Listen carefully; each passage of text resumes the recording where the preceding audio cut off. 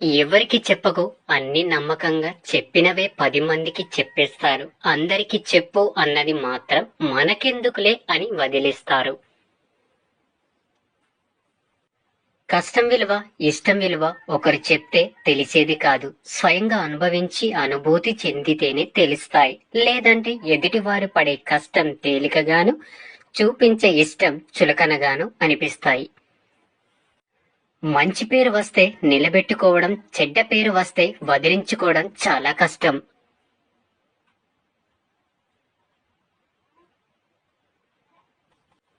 కన్న తండ్రి లేని పుట్టినిల్లు ప్రతి ఆడపిల్లకు ఒక నరకమే. అమ్మ అర్థం చేసుకోలేకపోయినా నాన్న ఖచ్చితంగా ఆదరణ పంచుతాడు. కానీ నాన్న లేని లోటు ఆ కుటుంబంలో ఆ ఒక్క కూతురికి మాత్రమే తెలుస్తుంది.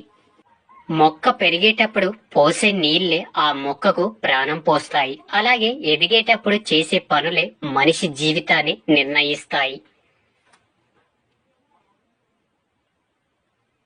విమర్శలను వినయంతో స్వీకరించినప్పుడే విజయం నీ సొంతం అవుతుంది.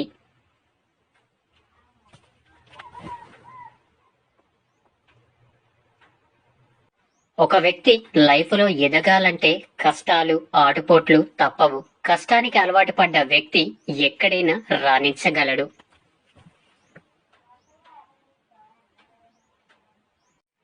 చేసిన తప్పునే మళ్ళీ మళ్ళీ చేస్తున్నారంటే అది పొరపాటు కాదు, అది వారికున్న అలవాటు.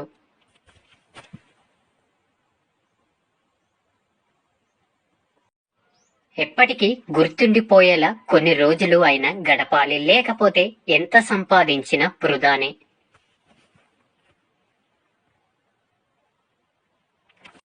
సంకల్ప బలంతో నీ తలరాతను నువ్వు మార్చగలిగినంత గొప్పగా ఆ దేవుడు కూడా మార్చలేడు. అందుకే ఏ పనినైనా సంకల్ప బలంతో మొదలుపెట్టు, సంశయంతో కాదు. అమాయకత్వంలో తెలివితేటలు ఉండొచ్చేమో, కాని నీ తెలివితేటలే అమాయకత్వంగా ఉండకూడదు. అసలు బ్రతకనివ్వరు.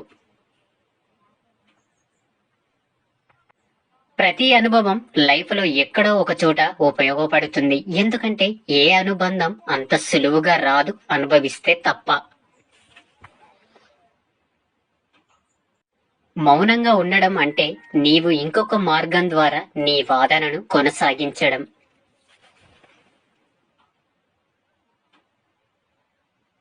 వాదించే వారికి నువ్వెంత తక్కువగా స్పందిస్తే అంత ప్రశాంతంగా ఉండగలుగుతావు. ఒక మనిషి అందం సగం నాలుకపైనే ఉంటుంది. పలికే ప్రతి మధురమైన పలుకు ఆ అందాన్ని రెట్టింపు చేస్తుంది. నీకు మర్యాద దొరకని చోట నువ్వు కాలికి వేసే చెప్పులునైనా వదలకు. లైఫ్ లో ప్రతిదీ నీవు సాధించలేవు కాబట్టే చేసే వాళ్ళకి చప్పట్లు కొట్టాలి, చేయగలిగిన వాళ్ళని ప్రోత్సహించాలి. ప్రేమ లేని మనిషి ఉండడు, గాయం లేని గతముండదు, ఇవి రెండు లేని జీవితం ఉండదు. జీవితంలో కొన్ని జ్ఞాపకాలు మర్చిపోతే కాని బ్రతకలేము. కొన్ని గాయాలను గుర్తుంచుకుంటే కాని ఎదగలేము. అలలకు అలసట ఉండదు, ఆశలకు హద్దు ఉండదు. ఇదే జీవిత పరమార్థం. ప్రగల్భాలు పలికేవాడు పిసరంతా కూడా సాధించలేడు. ఎడతెగక ప్రయత్నించేవాడు ఎప్పటికైనా విజయాన్ని సాధిస్తాడు. మోసమనే ముసుగు వెనుక నిజాలు బయటపడనంత వరకు అందరూ మంచివాళ్లే. నిన్ను నువ్వు గెలిపించుకోవాలంటే ఆత్మశైద్యం ఒక్కటే సరిపోదు, ఆటలో నైపుణ్యం కూడా ఉండాలి. మనుషుల్లో చెడును వెతకడం సాధారణ మనుషుల వ్యక్తిత్వం. చెడులో కూడా మంచిని వెతకడం గొప్ప మనుషుల వ్యక్తిత్వం. బాధ అయినా సంతోషమైనా ఒంటరిగానే అనుభవించడం నేర్చుకోవాలి. ఎందుకంటే మనం సంతోషంగా ఉన్నామని తెలిస్తే బయటికి నవ్వుతూ లోపల ఓర్వలేని వారు, బాధల్లో ఉన్నామని తెలిస్తే బయటికి బాధ నటిస్తూ లోపల సంతోషపడేవారు చాలా మంది ఉంటారు.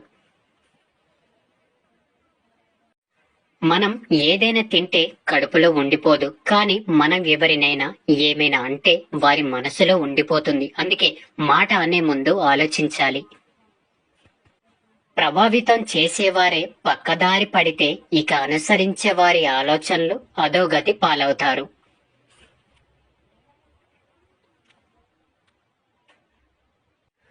ఒక పక్షి పైకి ఎగిరితే మిగతా పక్షులు కూడా పైకి ఎగిరి ఆనందిస్తాయి, కానీ మనుషులు మాత్రం మిగతా వారు ఎదుగుతుంటే వారిని తొక్కి ఆనందిస్తారు.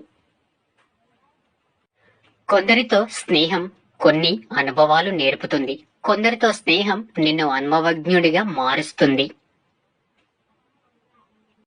మిమ్మల్ని ఇష్టపడే వారిని ఎక్కువ దూరం పెట్టకండి. ఒక్కసారి వాళ్ళ మనసు విరిగిపోతే మనకు ఎప్పటికీ దొరకనంత దూరం వెళ్ళిపోతారు. చెడు స్నేహం ఊహలకి కూడా అందని విధంగా నీ జీవితాన్ని నాశనం చేస్తుంది. దీపం చిన్నది అయినప్పటికీ దానికి కొండంత చీకటిని తరిమే శక్తి ఉంది. అందుకే దేనిని చులకనగా చూడకూడదు.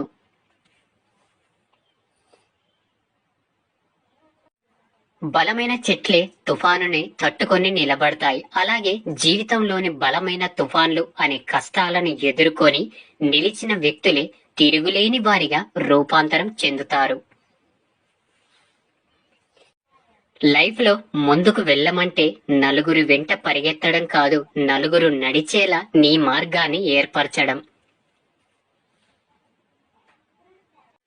రావణ రాజ్యంలో ఉండి కూడా విభీషణుడు చెడిపోలేదు, రామరాజ్యంలో ఉండి కూడా కైకేయి బాగుపడలేదు. అందుకే మనం ఎక్కడున్నామన్నది ముఖ్యం కాదు, మన స్వభావాన్ని ఎలా ఉంచుకున్నామన్నదే ముఖ్యం. మన మనిషికి సంతోషం వచ్చినా బాధ వచ్చినా ముందుగా వచ్చేవి కన్నీళ్లే. మనతో ఎవరు ఉన్నా లేకున్నా చివరి వరకు మనకు తోడుండే గొప్ప నేస్తం కన్నీళ్లు. చిన్న రంధ్రం నిండుకుండను ఖాళీ చేసినట్లే అనువంత అహం చక్కటి అనుబంధాన్ని దెబ్బతీస్తుంది.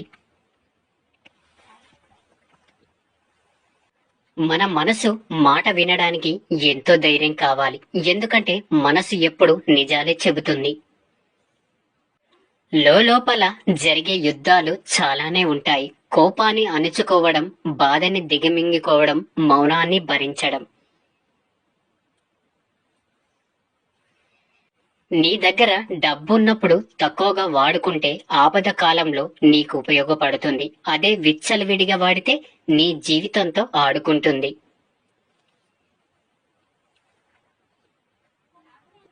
బాగుండడం అంటే బాగా ఆస్తి ఉండడమో, బాగా సంపాదించే ఉద్యోగం ఉండడమో కాదు, నవ్వుతూ ఉండడం, నవ్విస్తూ ఉండడం.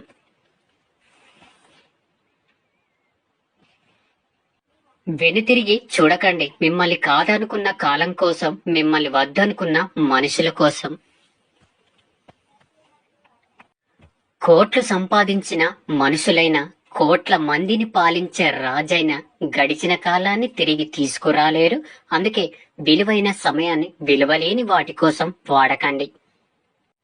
అహం అడ్డొస్తుందని ఆహారం మానేయకండి. ఒకసారి ప్రాణం పోయాక మీ పరువు మిమ్మల్ని పట్టించుకోదు. అందరి మంచిని కోరడం అంత సులువు కాదు.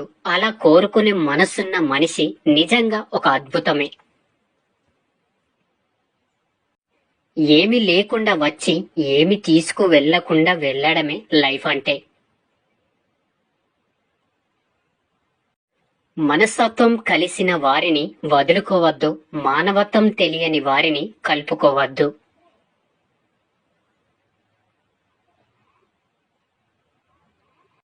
పరిస్థితులు అనేవి మనిషి ఆధీనంలో ఉండకపోవచ్చు, కానీ ప్రవర్తన అనేది మాత్రం మనిషి ఆధీనంలోనే ఉంటుంది.